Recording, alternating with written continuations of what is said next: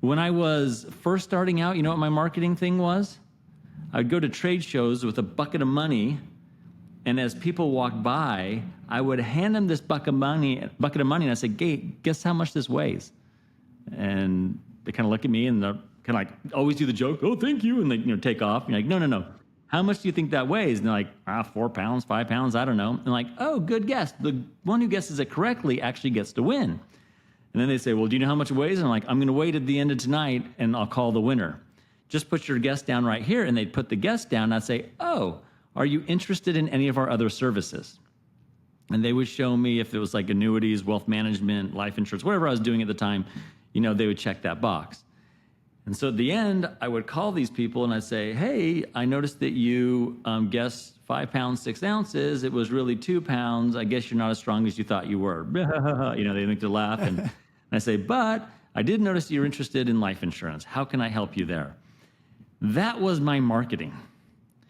When I was with Sal Lavely at Legacy Financial, first starting out, also doing that, I was doing that. He said, "Hey, I want you to go hand out this financial plan and take it to people and say, this is what we can do for you.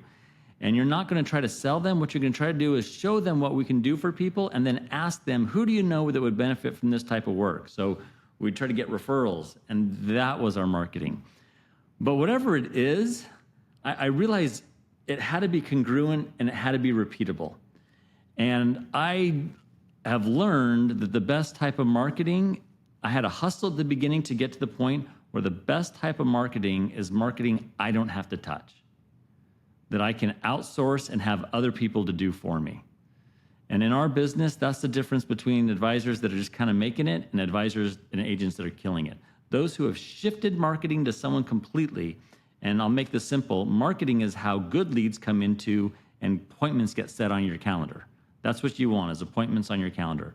What can you do if you can get other people to do that for you, so you just focus on the sales part? That's the key component. Well, Matt, you're sharing a story about the seminar, right? You're talking about your seminar, and all these people are there, and all you want is a ton of appointments, right? I'm being facetious here. Everybody thinks that's what it is. If I can get 500 appointments, then I'm going to do better than Matt, who gets 100 appointments.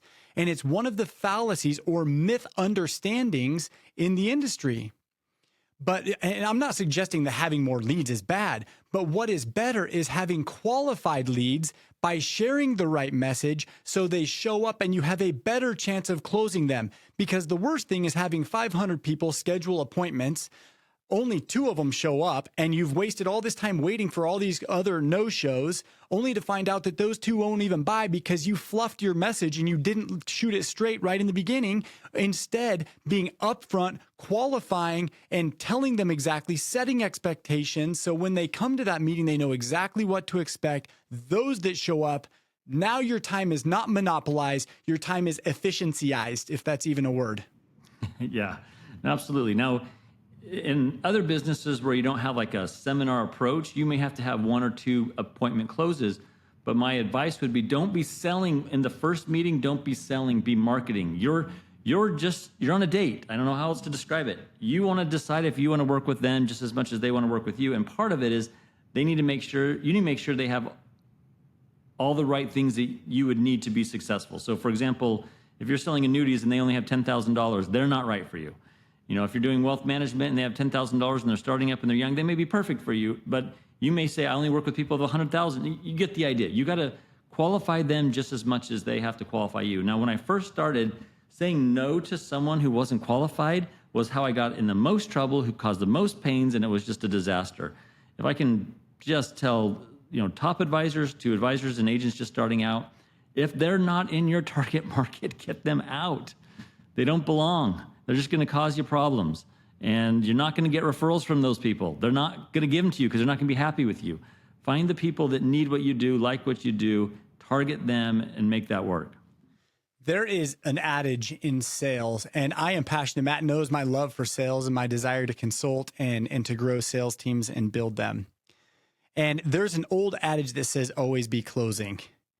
And man, I was like right out of the gates. I'm like, always be closing, go for the juggernaut, ask the question, put them in a body bag, Johnny, you know, like this was just this was it. And I'm like, I found some success in that, but I really want to genuinely just break it down. I want to ask you all a question.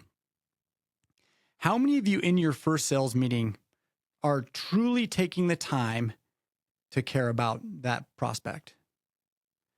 How many of you are really taking the time to understand the story of their life, really understanding what they truly need